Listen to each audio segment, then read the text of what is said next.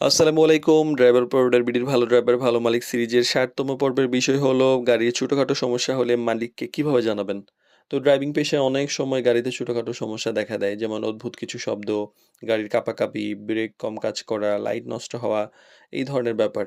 অনেক ড্রাইভার মনে করেন যে এটা ছোট সমস্যা বলার দরকার নেই বা ঠিকমতো চেক করেন না বলে চোখে পড়ে না। কিন্তু এই ছোট সমস্যায় পরে বড় ক্ষতির কারণ হতে পারে।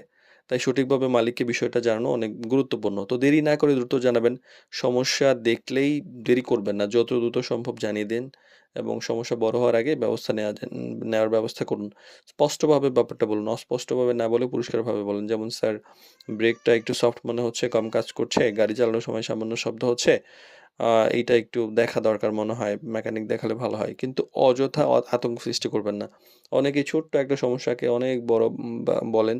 মেকানিকের সাথে পরিচয় থাকে, বড় সমস্যা বলে ভয় দেখান এবং দেখা যায় যে সার্ভিসিং এর নামে অনেক টাকা খরচ যায়। তো এই ধরনের সমস্যা হলে ভয় দেখাবেন না। বরং একবারে সুন্দর করে গুছিয়ে বলবেন।